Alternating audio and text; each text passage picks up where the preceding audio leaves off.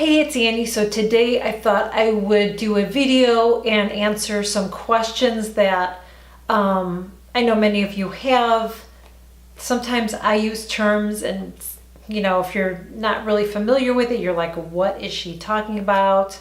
And also I want to address some concerns some people have as far as makeup, but a lot of it comes from watching other channels, makeup channels. Sometimes someone will say a word and they're like, I don't even know what that means. I know I had a friend actually that contacted me a while ago and she's like, what are you talking about? So when she did that, I just started taking notes and writing down some things.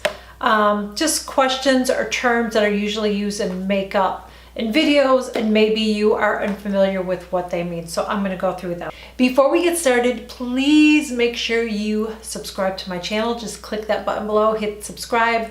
I share a new video every Monday, Wednesday, and Friday, but for the month of October, I'm sharing a new video every day. I'm teaming up with my friend Serena from Thrift Diving Diva, and we're just, we're challenging ourselves this month. So that's what we're doing. And also make sure that you click on that notification bell too, because anytime I have a new video, you will be notified. And if there's anything that you want me to share or talk about in a future video, please leave it in the links below. I want to share videos that you guys want to watch. If there's any questions you have about something, you want me to address it in a video or whatever, please let me know. All right. And always leave a comment too. Let me know if you like videos, whatever. I always answer back on, I always comment back on your, reply back to you. You know what I'm trying to say. So always make sure that you leave a comment below too. What is cake face and how do you avoid it on your face? All right. So cake face is when you have too many layers of your foundation and powder on your face.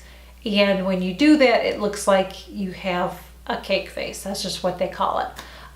So to avoid that, you don't want to use too much foundation. You should never use too much foundation. When I apply my foundation, I just do a little at a time. I blend it in really, really well with my beauty blender. That's my favorite tool, really. I do have a brush. Oh yeah, I have it in front of me. I do like this foundation brush too. This is an attachment for the Clarisonic, and I like this one as well because it's really flexible. But my beauty blender is my go-to, and you want to really, really blend your makeup in. You're going to spend a lot of time blending your makeup. You might see a lot of YouTubers, and even myself, you might see a video where I'm just doing it and then it looks like I'm done. But that's just to speed up the process of the video, because it takes me about an hour to get dressed. It takes me about an hour to get this face. I can't do hour-long videos because you would just click away. I mean, my videos are kind of long as it is, in 20 minutes, most of them. Sometimes I get a little bit less. But so to avoid it, you don't want to overuse your foundation. You want to just blend in what you have, because really what a foundation should do is even out your skin tone. So if you have blemishes or whatever, that's when you want to use a concealer on top of that. And then use powder. When you use powder, you don't use a lot of powder. Take your powder. I'm just going to use La Mer as an example. I'm going to go in here like this and put all that on my face. That is way too much powder. Do you see that? So I'm going to tap it off. Tap it off. See that? Less powder. So you just want to take that and you tap it in. I'll just do it because I'm getting a little shiny.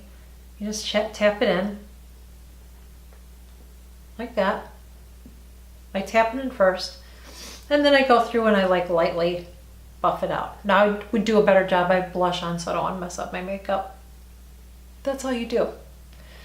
Don't put powder on top of powder on top of powder. Another thing you want to make sure to avoid cake face, in my opinion, is to always make sure that before you even put any of your makeup on, make sure that your face is moisturized. Even if you have oily skin, because I have oily skin, but make sure you're putting a moisturizer on and or a primer as well, besides your sunscreen.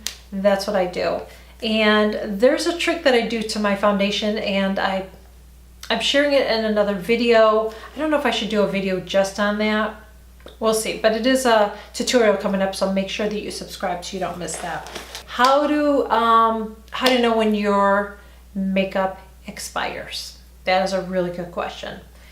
So this is something I didn't know years ago, but makeup actually has a little thing, and Sometimes you need a magnifying glass to see it because it is so small. You see that right there? It says 12 months.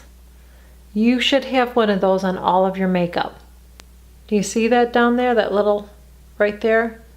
That tells you how long they'll last. So this lasts 18 months, a lipstick, which I probably will use up before it expires. But that's how you tell when makeup expires. It will have it. It will have it in an eye palette. It will have. It looks like a little. It looks like a powder container, and then opened up, and it'll have a number on there. Always look at that. Now, some makeup will last longer than others. One thing I don't like about Anastasia, and I love Anastasia colors, but these don't last as long. So you have to be careful. If you go past the date, you have to be careful because that's when it could start getting bacteria and you can get an eye infection. This one expires in 6 months. Yeah. I do go a little bit longer on these, but I'm very, very cautious.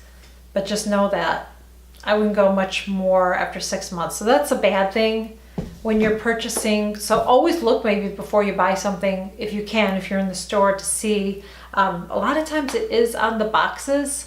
But even if they have a display, you can look at the display one and just see what it says as far as the expiration. This is one that I know a lot of people get confused on.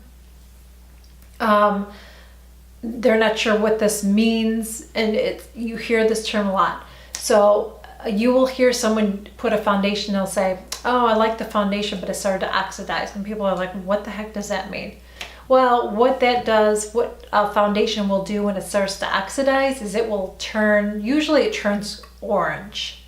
I don't know why that happens, and that same makeup may not do that on somebody else. It really has something to do with your chemistry in your body, that it will just, it will just kind of turn an orangey color. I don't mean like an Oompa Loompa, but it can oxidize quite a bit where you will see a difference between your, you blend it in, it matches, and then you'll see it'll oxidize and you'll have like orange, and then your neck will be another color.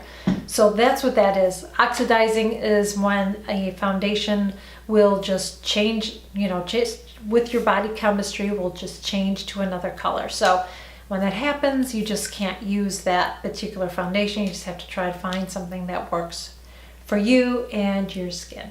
This is another good one. Some people are confused, especially if you're new to makeup, you're not sure, although most women at our age are new to makeup. But some people are not understanding what makeup you use where. So I'm just going to briefly go through that really, really quickly with you. The first thing you should always do is cleanse your face, put your moisturizer on, whatever you use in the morning as part of your skincare routine. Then you should apply your sunscreen. Apply that sunscreen to your face, let it sit in for a little bit, then go over that with a primer if you choose to use one. Some foundations I don't use a primer and some I do, so it just depends on the foundation that I'm using. And so you put the sunscreen on and then you put the primer on top of that. Always use a sunscreen, even if it has a sunscreen in it, always use a sunscreen. Your foundation is going to wear off a little bit throughout the day. It just does. There's going to be areas and you're going to get sun exposure. So always use a sunscreen, even though your makeup has a sunscreen in it. It's just extra added protection. That's how I think of it. It's just extra added protection, but always use sunscreen. And then you can apply your foundation on top. Now, if you are using a CC cream, that is like the It Cosmetics one is like a foundation, so I will use that as a foundation instead. BB creams are really similar, the same thing. You can use that instead of using a regular foundation. You can use a BB cream instead. Once you get your foundation on there, then you want to powder it. I know some people are like, I don't want to put powder on my face because I don't want to be all dry. But I feel personally that powder will set your makeup. If you don't put powder on, it's gonna come off a lot easier. I try not to touch my face, but it will still come off. You don't have to use a lot of powder. Use very little powder. The powder that I've really been liking a lot lately is from Charlotte Tilbury. It's the airbrushed. I love it. It's very, very fine. It's very, very light. It's not heavy at all. I just use a brush and I just, you know, put my brush in there and just sweep it on my face. I love this. Then once you're done with that, then if you have a bronzer, you can put your bronzer on. Something I've switched up lately, and you don't have to do it this way, but I've been putting my highlighter on first and then my blush on top of it because it just makes you look, or makes me look like I have kind of a glow within. I put my bronzer on, my highlighter on, and then I put my blush on. And then after that, I will do my eyes. And then after I do my eyeshadow, I will do my brows and then my lips. And that's it.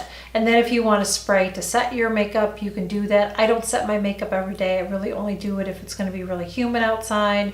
Then I will spray it, but I feel like just using the powder is enough to set my face, and I don't have powdery face because I don't use that much makeup. So I hope that this video was helpful and informative. If you had some questions about makeup or terms that are used, I really, really hope that this video was helpful to you. Please, please, please make sure you give this video a big thumbs up, subscribe if you haven't already subscribed. I will leave my link below for my the makeup that I'm wearing today, and I will also leave below where you can follow me on Twitter, Snapchat, and Instagram. So again, if you have any questions or anything, please let me know in the comments. I'd love to chat with you. That is it. Thanks so much for joining me. I'll see you soon.